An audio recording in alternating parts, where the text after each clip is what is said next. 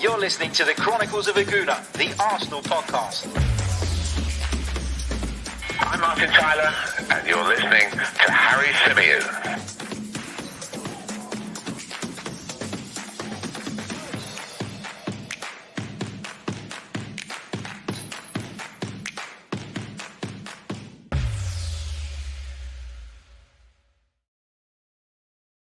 Hello and welcome back to the Chronicles of Gooner, the Arsenal podcast, part of the 90 Min Football Network. As ever, I'm your host, Harry Symeou, and once again, I'm joined by the brilliant Mike Stavrou. Mickey boy, how you doing? What's going on, man? Long time. Last time we spoke, we were, quick little plug, Chronicles of Gooner was on BBC Radio London. Oh, yeah.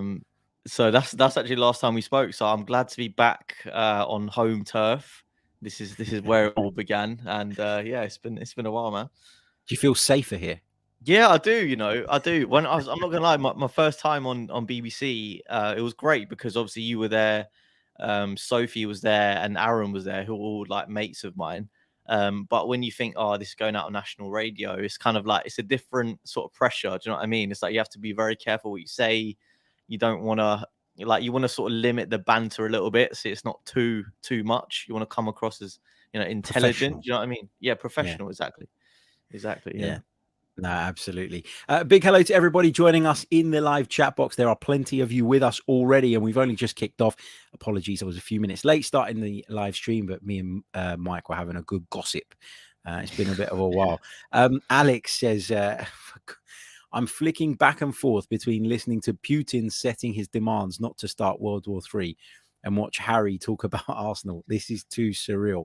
We're not going to get into the politics. Like, it's obviously crazy what's going on in that part of the world at the moment. I haven't really been across it as much as I probably should have, but we're not going to talk about that anyway because it's a football show. But it's mad because I've got BBC News on to my right and I spotted Putin coming up as he was about to press go live, and I thought, kind of want to watch this, but I'll have to pause it and watch it back later. I'm sure it'll be repeated 1,000,001 times.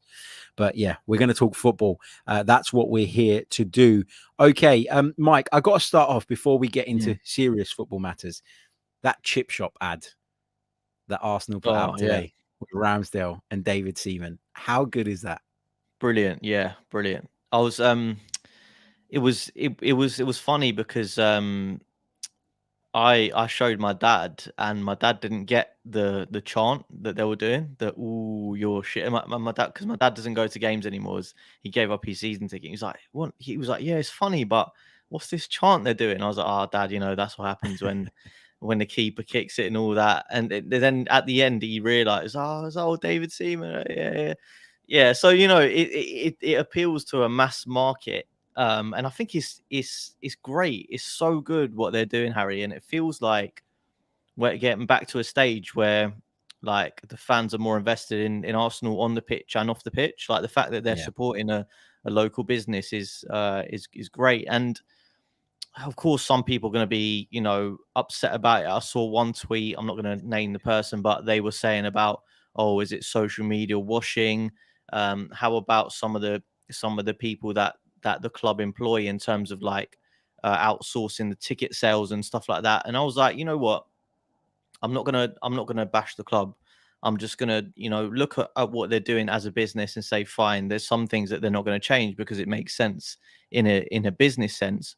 But anything that they do positively in terms of community outreach, I'm all for it. So I'm not going to sit there and criticize them. I'm gonna enjoy the content. I'm going to see it for what it is. Yeah, it's a social media, campaign effectively, and it will boost their reach and whatnot. But if you look at the cold hard facts, it is helping a local business who've been hit extremely hard by the pandemic. So I'm not going to be too cynical about it. Just really enjoyed it. It was really funny.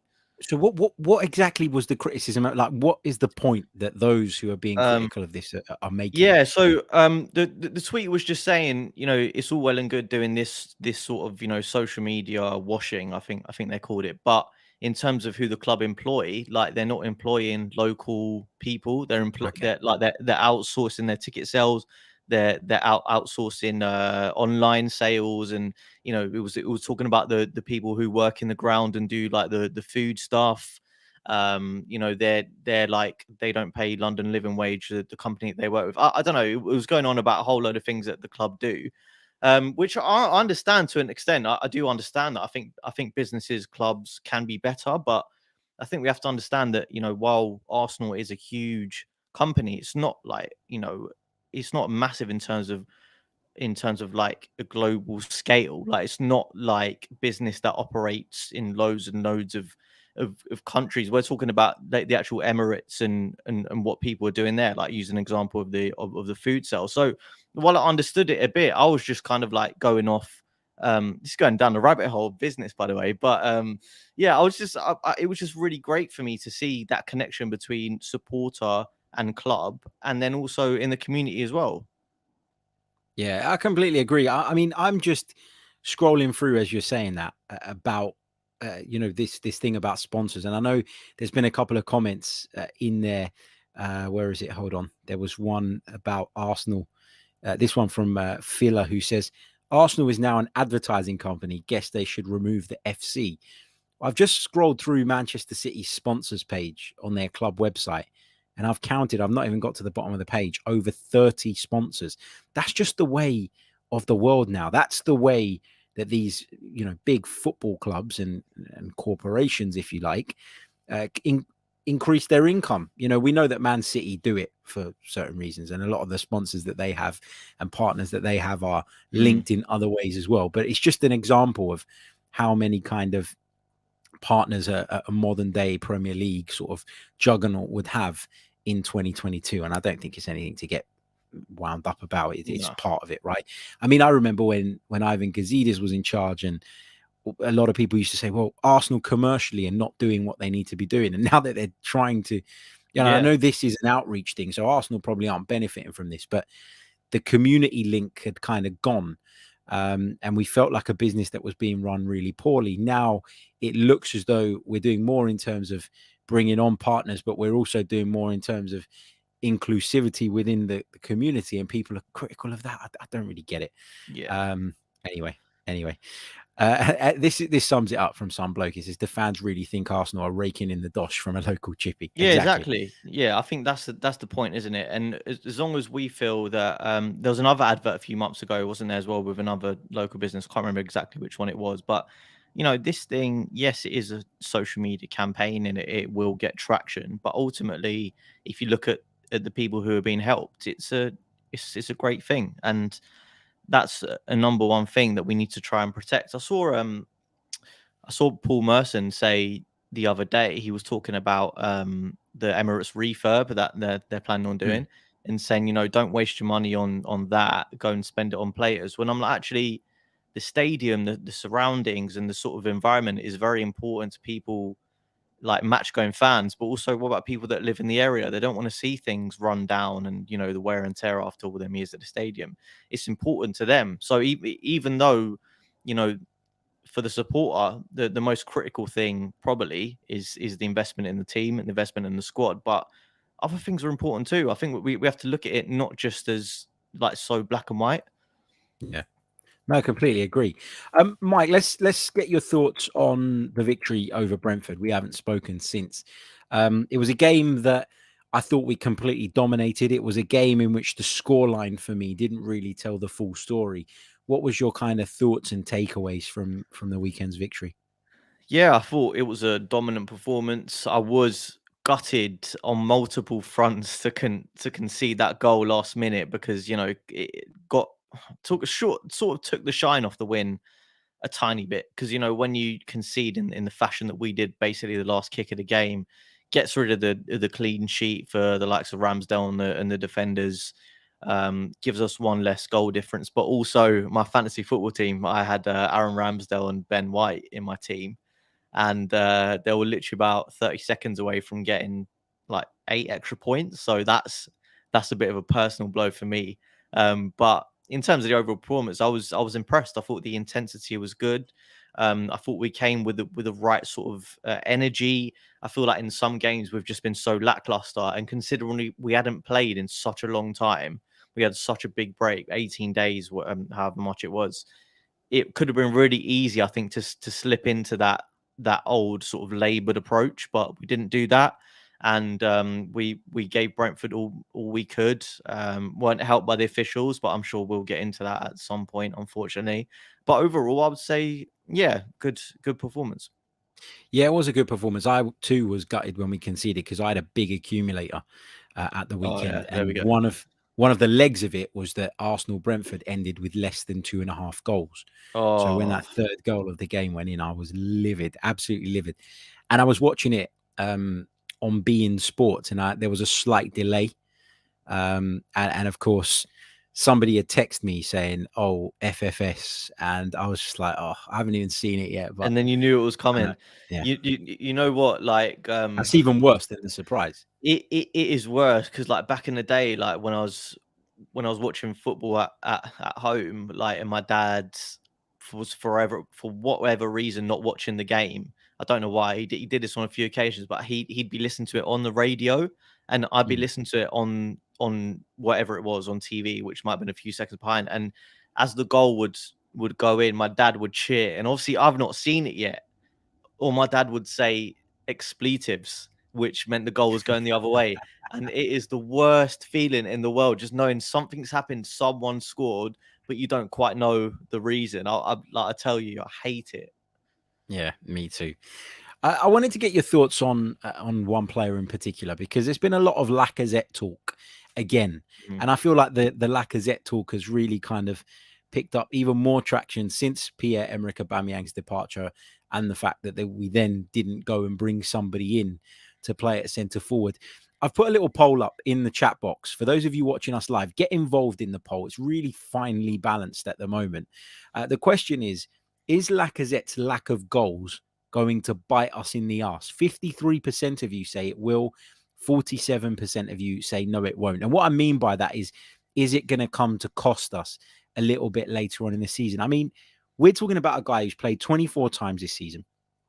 He scored 5 goals. Only 3 of them have been in the Premier League. 2 of them were in the EFL Cup. So we're talking about a striker, 18 games in the Premier League, just 3 goals. I talk a lot, Mike, about how Alexander Lacazette's work rate and his link-up play and his hold-up play facilitates the thriving of the likes of Saka and Smith Rowe and Ødegaard all in and around him. But are we putting too much emphasis and are we placing too much hope on those young guys always delivering? And would having a more accomplished striker in front of goal, would that relieve some of that burden and therefore dramatically increase our chances of making the top 4? How do you see this situation? So on Lacazette, I think it is hugely disappointing because I think we know that we've seen in the past that he's had the capability of scoring a lot more than he is right now. I think 3 Premier League goals in 18 games is just not good enough. It's not good enough for most Premier League strikers. Like, I guarantee you, if we signed Wout Weghorst in the summer, he would have scored more Premier League goals than that. I guarantee you that. So looking at it in that aspect of just goals, of course you're going to be disappointed. But looking at it in the terms of player that Lacazette has been in recent seasons, you just know that there's more from him. I understand that he has a different role now, and he's not always getting in the positions. He's not always going to be in that poaching position that a lot of strikers score their goals. But at the end of the day, the disappointing part, and to answer your question about will that come back to bite us in the arse, it won't be the lack of goals, it will be the missed chances, because the amount of sitters that he's missed this season has been unbelievable. And it was almost got to the point now where you see Lacazette through on goal and you think he's going to miss. You don't have that faith in him anymore. So you have to question, does he have that faith in himself? Does he back himself to score in every one-on-one? He might not do, because he's not exuding that sort of confidence that a top striker does. I know what you're saying, because in terms of his play without the ball, it does so much to open up the game for our other players. And would they get the chances to score them goals if he wasn't doing that part on the pitch? Probably not. So maybe it has facilitated the likes of Emil Smith Rowe to go and score, 10 goals across all competitions, our top scorer this season, and the likes of Saka to step up and be more involved. But ultimately, I watch our games sometimes, and I think, with Ødegaard in the team, a great creator. And at the weekend, I thought he was brilliant. Again, you just think there could be that player in that gap at the top of the pitch to get closer to Ødegaard and to really exploit that, the opportunity for space, the opportunity to make runs and to get him behind. And I just think that would take our game and Arteta's game up to a different level. So I feel like we are really missing out in that sense. And in terms of the missed chances, like if that carries on, that will ultimately cost us, because we're not creating enough chances where it's going to go to all areas of the team. When we're getting like a few chances a game, and in those chances we're sticking them away at the moment, but when we don't, it's going to cost us. Yeah, it's and I want to make the point that I'm in no way taking away from what Lacazette brings to the team outside of goals, because he gives you an intensity up top. He presses. He's really good at that. He's got a good attitude. He's a good leader. I always talk about, as I keep saying, him facilitating the likes of Saka, Emile Smith-Rowe or Martinelli to drive infield because of the holes and the gaps and spaces that he leaves when he then drops into those deeper positions. If we go back to the tactical analysis show that we did off the back of the Brentford game, there were a few points in there where I highlighted his movement as being important in the build-up to certain goals. So this is not to discredit Alexander Lacazette, but with Arsenal, we're in a situation where we are looking at a very young group of players, and we're putting all of our hopes on them. And I think the level of expectation, Mike, has gone up over the last couple of months because of maybe more so how people are doing around us as opposed to just our own progression. But now I feel like there is an immense pressure on Smith-Rowe, on Saka, on Martinelli, on Ødegaard that would have been just reduced a little bit had we had a striker who would contribute 1 in 3. I'm not even asking for a striker that scores every single week. We know that Laka gives us other things, but he's got to score more than he's currently scoring, hasn't he? Yeah, absolutely. And as I said, I think he does have the capability to do that, and he's shown that before. But for whatever reason, this season and last season, towards the end of last season especially, it's just not quite happening for him. Whether that's a confidence thing, whether is that Arteta's role for him. I found it quite interesting when Arteta said the other day, and people did make a lot of it. I didn't read too much into it as many others did, saying that Smith-Rowe can play up front. I was going to ask you about this. Go on. Yeah, and I just found it interesting because I don't really see him playing that sort of role. I know he played in a false 9 role against Villarreal, and that obviously didn't work out. But I've never seen him as a sort of profile of player to play up there. I'm not sure he has the physicality for it. And I think he's just so much more effective with space on the ball. And as a striker, you don't get that time on the ball to run with the ball. So why would you sort of take away his biggest quality and put him up front? I know he's got the nose for goal. And he created something out of nothing the other day and was brilliant. And he is our top scorer. But I don't know. It's sort of that thing where if it's not broke, don't fix it. I don't know. Yeah, my view on that is quite simple. I think that you're right. I think that there is a level of physicality required to play that role. And I think that Lacazette has that, in the sense of he's happy to put his back up against somebody and hold off the challenge. He's happy to draw a foul out of people. And you look at someone like Emile Smith-Rowe, and I know he's bulked up a bit this season, but he still feels a little bit fragile to me. Yeah. Not too fragile to play in the Premier League, but maybe too fragile to be a centre forward or somebody who's going to occupy those spaces. I think you're right. He's at his best when he picks the ball up in space and then has time to kind of look around, assess the situation, carry it. I think he's brilliant at carrying the ball. And I think that's where he's at his best. I, like you, though, don't want to read too much into this, because I think that Mikel Arteta was kind of making the point that he is versatile and making the point that he can do it, as opposed to saying, well, this is my next option. It's been pretty clear, hasn't it, that Eddie Nketiah is the next option after Alexander Lacazette. And I've heard people talking about Nicolas Pepe potentially playing that position. What's your view on that? I think Nicolas Pepe's best position's on the bench. I thought something like that was coming. I set you up for it, didn't I? Go on. Oh no, you know what? When he came off the bench, I actually thought he was all right. He was okay. I thought he had some nice touches. he had that sort of half chance where Ødegaard should have scored, and the defender made a good block on the line. But no, I think Pepe.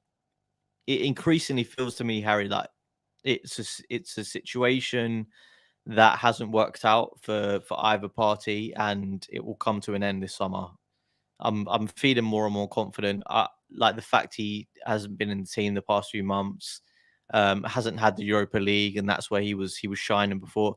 It does feel like that's coming to an end. So maybe Arteta's thinking like, if Lacazette does get injured, am I going to stick Nketiah in there, who's woefully out of form, or am I going to try something different?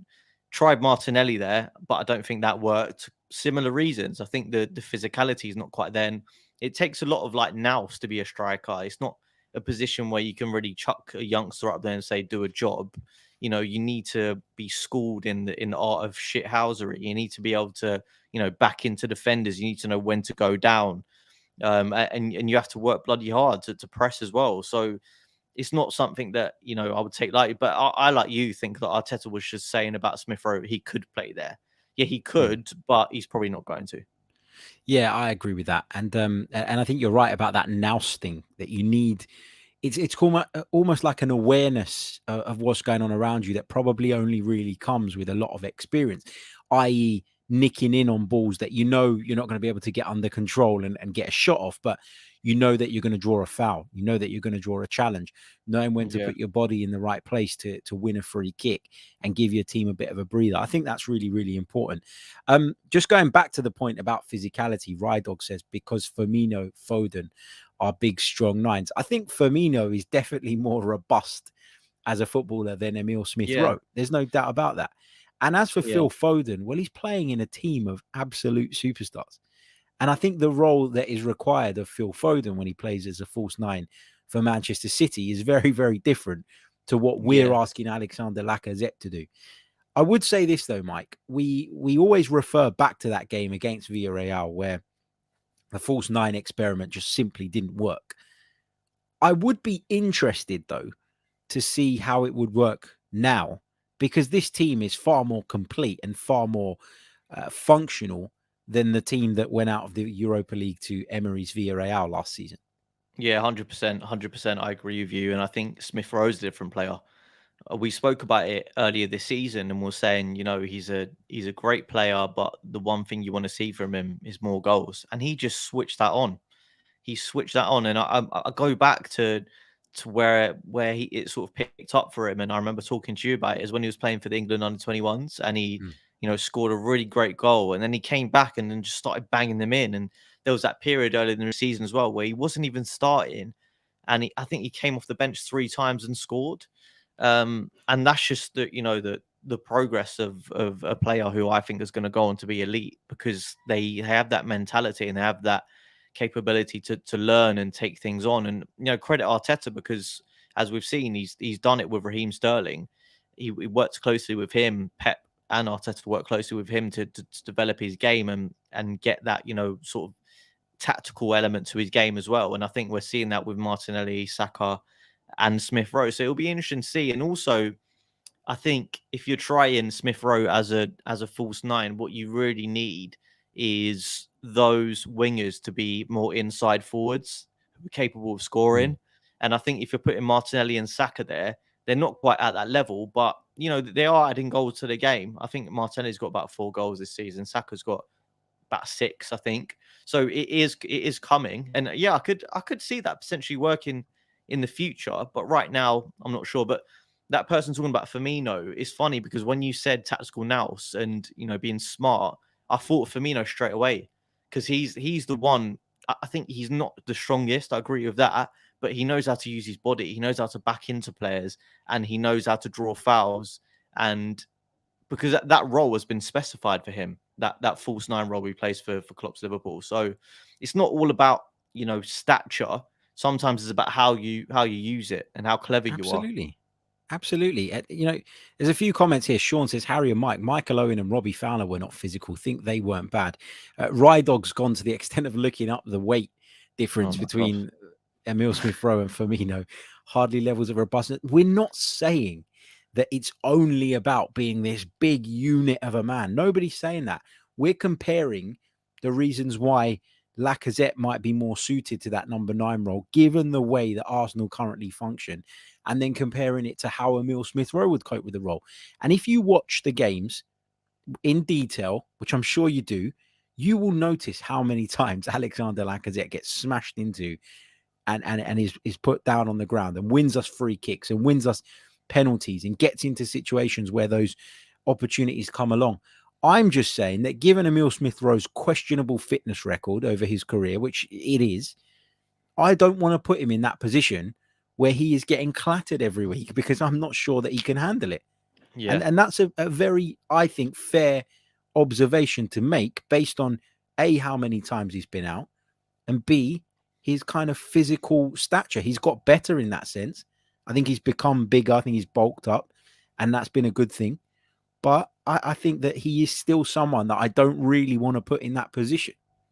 Yeah, and just to add to that point about, physicality, I think people will, are sort of looking at what we're saying and saying, oh, yeah, he's not the biggest and he's not the most muscly. But you look at players like Bukayo Saka, and he's about, I don't know, 5'8", 5'9", maybe. I'm not sure exactly.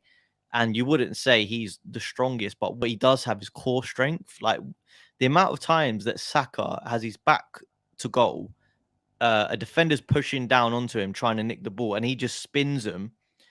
Like, why do you think that is? That is down to physical core strength. That is down to the muscles in your abs, on top of his agility and speed and quickness of thought. He's worked on that in the gym, and he's worked on that in the training ground. So when a player's backing into him, he can hold them off with ease, and because he's got low center of gravity, he can spin them. And that's when you're talking about physicality. There's so many elements to it. It's not just being muscly. You can be the most muscly guy. You can be a bodybuilder. It's not going to make you good on a football pitch, because you need lean muscle, don't you? It's not just about having a six pack, is it? No, completely agree. Well, obviously we know about having a six pack, Harry, so we can talk from experience.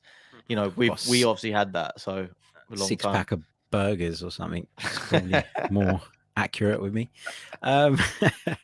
Let's talk a little bit about Martin Ødegaard. If you cast your mind back to the summer, Mike, everybody was kind of making noises. No, we don't want Ødegaard. Go and break the bank. Go and get Maddison from Leicester. Now, this is not to criticize James Maddison. It's not to say he's a bad player. But has Martin Ødegaard gone some way, in your view, or in your mind, to proving that Arsenal were right to take a punt on him instead? Yeah. He looks silky. He just looks absolutely class. And I think I was getting a bit frustrated with him early in the season because I feel like he was dropping too deep. But because we've got our two main midfielders back and we've had them, Xhaka and Partey, I feel like they can, super big granite. I feel like they can do the sort of job that he was having to do. So it allows him to push slightly further up. And we saw him, of course, get an opportunity to score. I was a bit disappointed. I thought, a player with that much technique, he should be burying that. But then again, as we're talking about, it's a totally different pressure being in front of goal rather than having to set someone up to be for on goal. So he can definitely work on that. But we do know he's got the goal scoring capabilities. I think he's probably better from outside the box than he is in the box. So if he can work on that a bit better, then we'll see. But I think the reason he's having to do this creative role and drop deeper sometimes is because we just don't have that sort of number 9 that can do that job and sort of running behind too much. So it just means that the chances that we create are more link up. So Lacazette's dropping deep, Ødegaard's interlinking with him, so that means he needs to be a bit deeper on the pitch. But I'm not going to say that he reminds me of Ozil, but I do see flashes of Ozil when I watch Ødegaard, just the way he sort of like glides across the pitch. I was watching a video of Ozil, and because it sort of ended so badly with Ozil, I think it's quite easy to forget some of the stuff he did. But I can't remember who it was against. It was in the Champions League. The one when the keeper's run out of the box and he flicks it over him. Ludogorets. Was it Ludogorets? Yeah, Ludogorets. That's the one. And the best part of that isn't even the flick or the timing of the flick. It's when the ball's dropping out of the sky, and it's the touch that takes both defenders out of the game as he goes round them. And it's just like, man, like this guy was special. And I see like Ødegaard reaching similar levels to that. And because he was sort of like a boy wonder when he went to Real Madrid at the age of 16, I think he's finally sort of realizing his potential, and it's great to see. Yeah, I think he reminds me a bit of Ozil. I made that comparison, I think, the other day, in that for me he's got all the stuff on the ball as well as the hard work off of it, and that's why he's a player that really kind of appeals to Mikel Arteta and ticks all of his boxes, because he can give you the work rate, he can close people down, he can set the tempo, his attitude is spot on, but he also gives you that wonderful technical ability on the ball and can dictate football matches. Now, sometimes, we will judge players based on goals and assists, but when you watch a game, you get the feeling now that for Arsenal to tick, Martin Ødegaard has to tick. And when he does, that makes us a much better team. And it's about the collective, and it's about the influence and the impact that he has on the collective. Just going back to the talking about false nines and different formations and this and that, we kind of established on the tactical show over the last few weeks that there has been a bit of a shift. Granit Xhaka's playing a bit higher up the pitch. It's a bit more of like a 4-3-3 sort of thing, particularly in certain fixtures. But with Xhaka and Partey, we have that ability to flick it back to the 4-2-3-1 and be that little bit more defensively solid if necessary. But I think this is a really important point from Kevin. There's all this talk about do this, do that, change this, change that. He says right now, it's not the time for Arteta to be playing mad scientist and experimenting on new things. Just keep doing what's working so that we get the top four. That's spot on for me, Mike, because if you think back to when we missed out on the top four under Unai Emery, I think it was because he got confused. He got to the end of that first season and he went, oh, well, I kind of fancy winning the Europa League here, so I'm going to mess about with the team in the Premier League. And we dropped points, I remember, in two specific games, Crystal Palace and Brighton at home. And after that, it all went to shit. And was that Lucas Torreira number 10 days? Probably, yeah, around that period.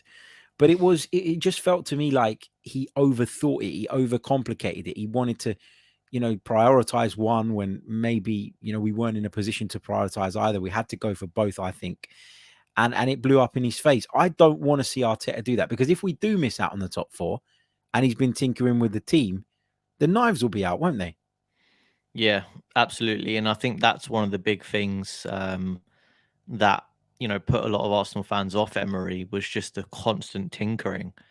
Because, and I'm going to draw a comparison to Chelsea here, because I see it with them as well. And I think one of the reasons that Lukaku struggled so much, mostly because, Chelsea play possession style football, which is not playing to his strengths, but also because he's got two different attackers next to him every week. So how is he meant to build up a relationship with them?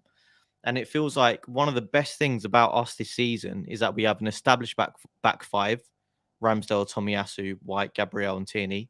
We have an established two in midfield, Xhaka and Partey, and then we have Ødegaard and Saka, and the other players have sort of been moving around a little bit. You've got Smith Rowe or Martinelli, and most of the time Lacazette up front. So if you're getting about 9 out of 11 players like consistently playing every week, like that is so good for your consistency, your sort of muscle memory of where players are going to be on the pitch, because it sort of eliminates the sort of chance factor.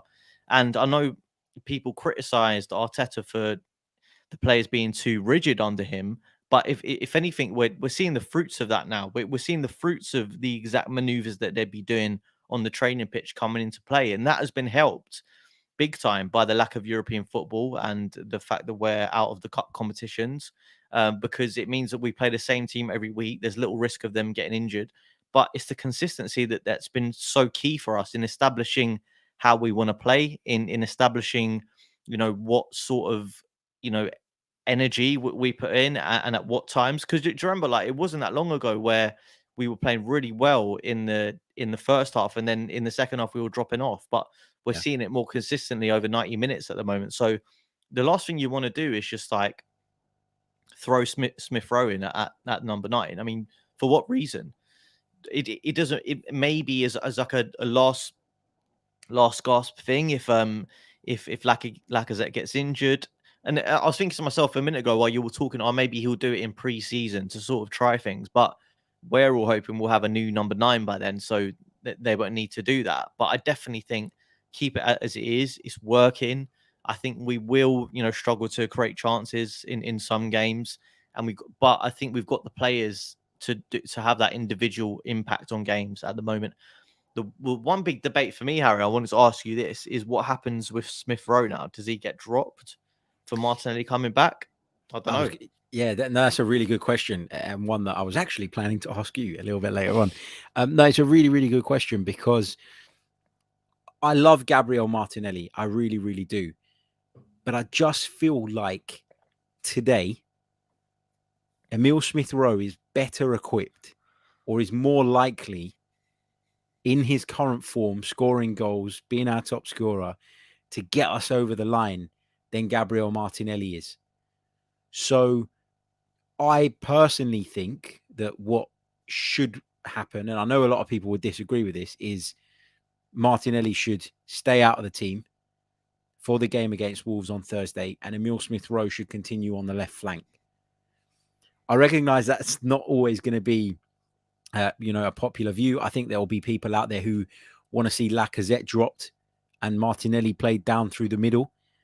But I'm not saying he can't do it. I'm just not sure that he has those things we were talking about earlier on in terms of the nous, in terms of the positional awareness to give us what Lacazette gives us in the number 9 position. You've got to remember, he's not a number 9, Gabriel Martinelli, He's always been so vocal about the fact that he doesn't want to play there. I know we keep talking about converting him, but the player needs to be bought into that idea. You're never going to achieve as much as you can in something unless you're bought into it, right? You want to be an elite boxer. You need to love the sport of boxing. You want to be an elite footballer. You need to love the sport. If you want to learn a particular style or whatever, you need to be bought into that. Like, you can't just half-ass it. And if Martinelli doesn't want to be a striker, then I think we should probably stop pushing this narrative of convert him. I think as well, one of the things that's been really good about Arsenal this season, has been better about Arsenal this season, is that when players have lost their place in the team for whatever reason, whether that be injury, suspension, and somebody else has come in and done well, Mikel's been, I think, quite good at saying, well, now you've got to wait for your opportunity to get back in the team. If you think about Kieran Tierney, how long was it before, he came back in ahead of Nuno Tavares? There needed to be some kind of questionable performances, from that player to then open the door for Tierney to come back in. And I feel like, given the impact Emile Smith Rowe had at the weekend, how can you now take him out of the team? It sends the wrong message. And having Martinelli off the bench as an impact player with lots of energy, raring to go towards the latter stages of the game might not be the worst idea in the world. Are you saying that by your theory, Cedric should play over Tomiyasu as well, Harry? Your boy Cedric. Well, look, if there's any doubts about Tomiyasu's fitness still, then yeah. Because I thought Cedric was okay at Wolves. And I thought he was good against Brentford. Now, I recognise that Brentford are not the strongest of opponents. And I recognise that he did an awful lot more attacking than he did defending. And I've always said this to you, and I say it to everybody. Cedric, as an attacking sort of influence from right back, I actually think offers more than any of our other right back options. I'm pretty sure you compared him to David Beckham at one point. He's got a wonderful delivery, great hair as well. No, but his balls into the box are good. His positioning is good. I think he's one of those players that if he's playing as a wing back and you take away a lot of that defensive responsibility, he doesn't look half as bad. I do think if I had one criticism of Takahiro Tomiyasu, it's when he gets into the final third, the attacking third. And I know he's not asked to do it as much as Tierney is, for example, on the other side. But I do feel like his final ball is missing. I do feel like his decision-making isn't quite right. But he's a far superior defender. I'd play Tomiyasu if he's fit on Thursday, just because I think Wolves will offer us a threat. What's your take on that? I think he's a far superior defender, but as well. I agree with that. But also, I just think he offers you so much more security in possession. I feel like Cedric, it's like he just panics sometimes. Like if someone presses him, it's like you don't really know what he's going to do. And most of the time, he'll just go backwards because he's not really got the composure, I think, to get the ball and play it into midfield, or to get the ball and sidestep someone, or push it out to the side to play the ball forward to Saka. And I mean, is that really his fault? Because he's not really had the chance to build the same relationship with Saka as Tomiyasu has, because them two have sort of got a great chemistry together, and they're on the same wavelength. But you just see sometimes with Cedric, it's like the players around him are not really sure what he's going to do.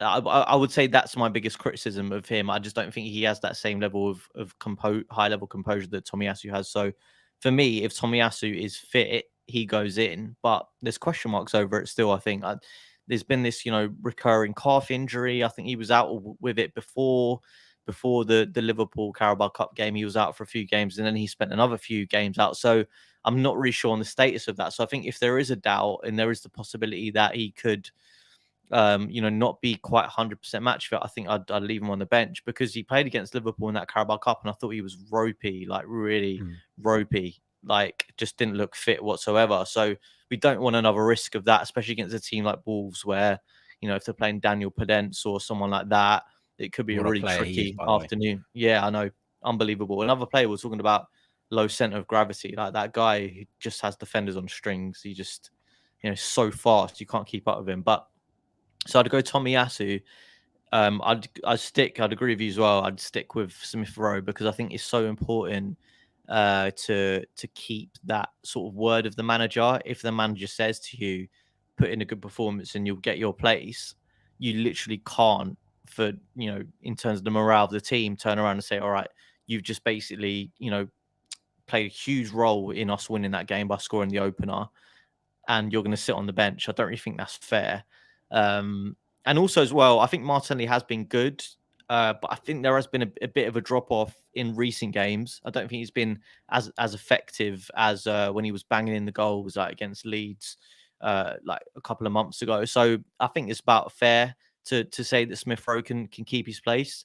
Maybe he will think that he's unlucky because he got a bit of an unfair red card, but at the end of the day, it happened. So yeah, I would stick with Smith Rowe. I just think that he just offers you that sort of link up play that Martinelli is not. I don't think he's quite at that level of creativity in terms of on the ball. I think he's great. He's direct. He's energetic. But I think Smith Rowe is a bit more incisive. And as we can see, he's just got that moment of magic in him, and that nose for goal that Martinelli's not quite got at the moment. So yeah, I'd stick with him.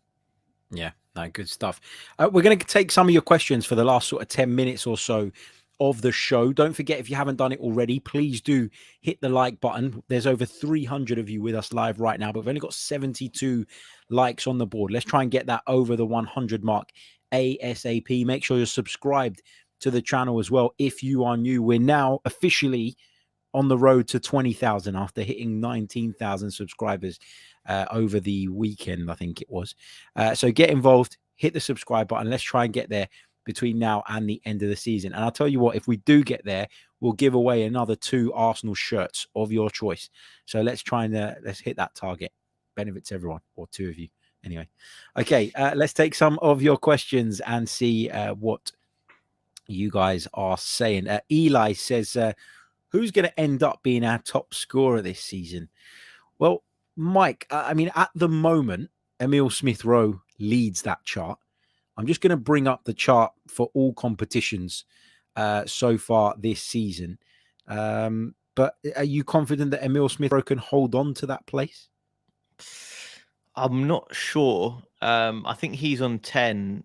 It's not a huge amount, let's be honest. But it depends if he can hold down his place. I think if he can continue to start for the rest of the season and he really kicks on, then I think he will. But it just sort of depends. It depends if Martinelli, has a purple patch and comes into the team and takes his place back. So it'll be interesting, definitely. Well, you mentioned Emile Smith-Rowe's on 10. Saka's in second on 8. Aubameyang's obviously no longer with us. He was on 7. Lacazette is on 5, so he's only managed half of what Emil Smith-Rowe managed so far. Nketiah is on 5, but don't envisage him hopefully playing too much. Martinelli's on 4. Martin Ødegaard's on 4 as well. I've got a sneaky feeling that Bukayo Saka's going to overtake him. I think he will take over. Yeah. I think he will take over that position shout. between now and the end of the season. Yeah, nice, fair, because he will start every game, and of course he is progressing at such a alarmingly good rate that he could easily do that, I think, and he's becoming more and more important for us. So yeah, I could see that. Yeah, good stuff. Okay, let's go back to the questions. Let's take this comment first from Hardik, who says, "It's raining here in India." Mate, don't talk to us about weather. We have had storm after storm after storm. Fence panels gone, even though they're new. All sorts has been going on here. It's been a nightmare. How did the Symeou household hold up? Yeah, Harry? It was all right. I lost one. Well, I didn't even lose it. I had one fence panel that from the wind kind of like bowed and then was like sticking out into the alleyway. So I've had to, luckily I kept a spare behind my outbuilding when I got the other side done in the summer. So I had one to just slot right back in there. But oh mate, trying to go outside in that wind and put in a fence panel by yourself is not something I recommend. It, you know, you hold it and it's got all this surface area that's just picking up the wind. Yeah. And you know how high you've got to lift it on a 6-foot panel to drop it in. I almost got blown away, honestly.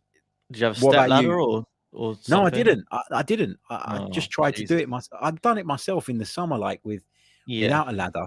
And I thought it'd be fine. Stupid move. What about you? Did you get blown away? Nah. I didn't, but there was only one thing. We lost a bit of tarpaulin that was covering the table outside. So that shouldn't be too expensive to replace. I think the tree next door was threatening to go. It's a big, huge, like 20-30 foot tree. I don't know why it's there. And it was bowing badly. Like it was almost at a 90-degree angle, but it just managed to stay. So luckily, no, not too much damage. It's still there because they cost an absolute fortune to get chopped down, I guess is probably the reason. Yeah, they do. It's massive.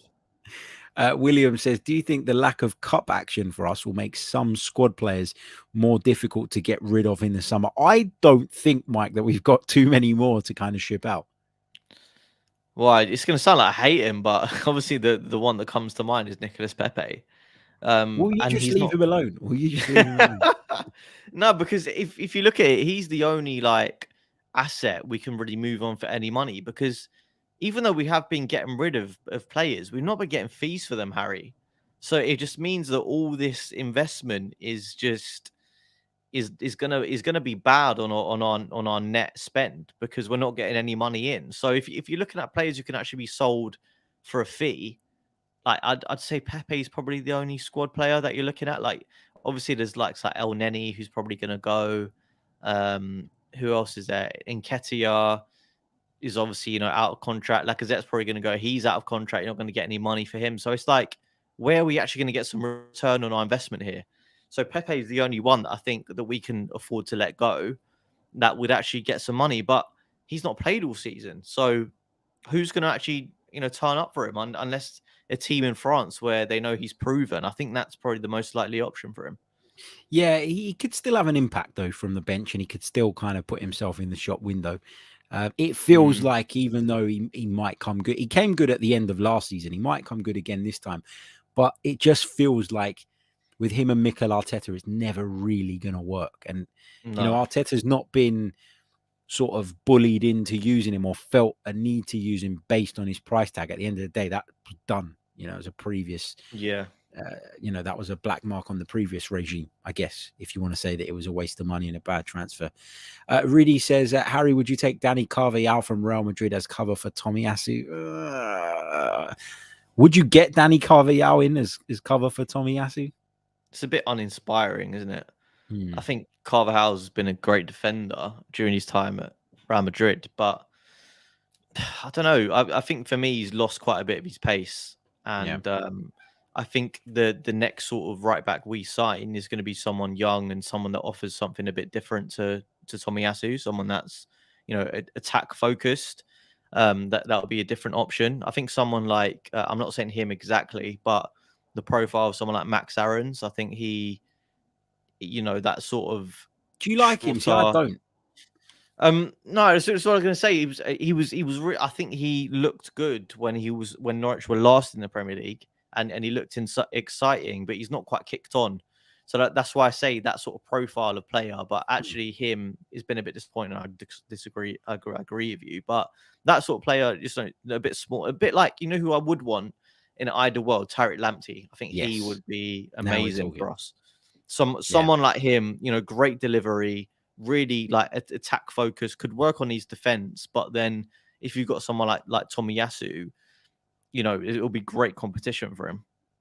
And also as well, like what often doesn't get spoken about with Tomiyasu, like there was a lot of talk about us leaving ourselves short at centre back when we let Chambers go. Tomiyasu can play centre back as well. Yeah, exactly. So we actually still do have 4 options in that position.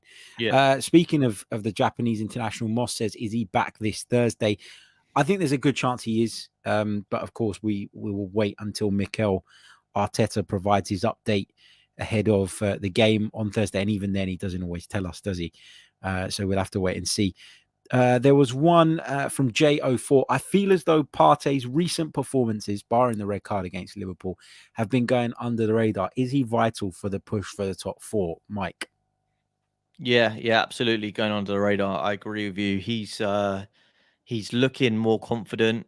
I think, you know, because he's been able to have a run in the team and not be injured. It's just so important. And as I was talking about earlier, the fact that he's an established part of the side now, he knows his role. I think it is slightly changing recently, as you said earlier. I think Granit Xhaka is pushing on a bit, leaving him a bit vulnerable. But I feel like that's a sort of ploy when we're in possession. But then in defensive shape, Xhaka does drop back and make Partey's job a little bit easier. But I think as well, he just needs that sort of protection around him. And when he was next to, you know, an inexperienced player, I think he was trying to do too much.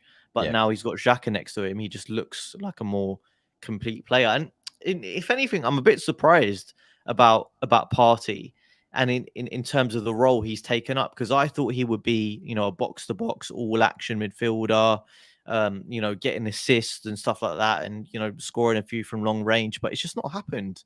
So I wonder, you know, if we do decide to upgrade on Xhaka in the summer, what sort of player we might go for. I'm not convinced we will, by the way, but yeah, it'll be interesting to see how it plays out his Arsenal career over the next few years. Yeah, completely agree. And if you're wondering why I brought up this Arsenal's average positions versus Brentford graphic for the 740th time this week, it was to demonstrate Mike's point that that Thomas Partey's role is slightly different now. He is, when in possession, very much a single pivot.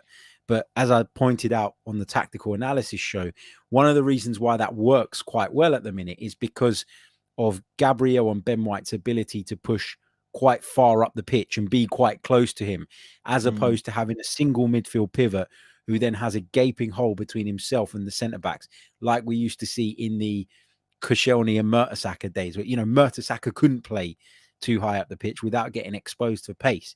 So yeah, I think that's an important point. That is very much a 4-3-3 though, isn't it, Harry? That is very much what we were sort of thinking Arteta would play. Like, look at that, Ødegaard, the creator, but, you know, he's basically playing as on the right side of midfield. If you look at it, with just Saka like ahead Xhaka of is playing on the left, like, and Xhaka was so attacking the other day. Like, he was getting the bot. Like, I think he even put in the cross for Lacazette's offside goal. That's right, isn't it?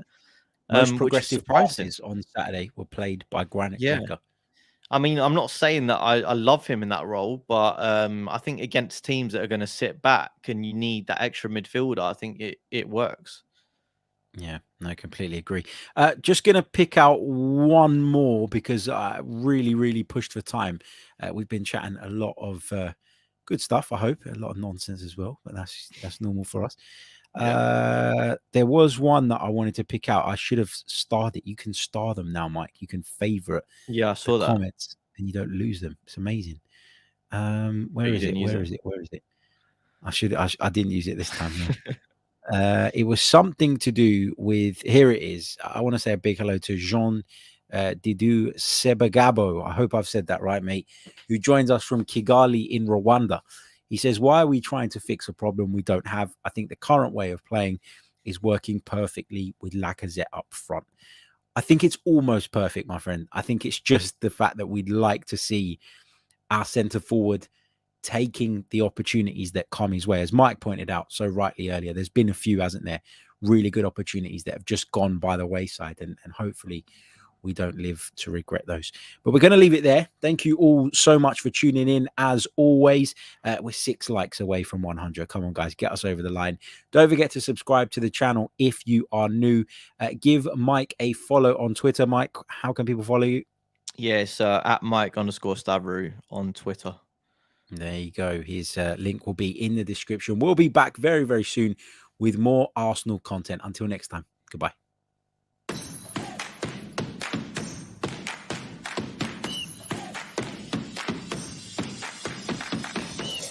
You're listening to the Chronicles of Gooner, the Arsenal podcast. I'm Martin Tyler, and you're listening to Harry Symeou.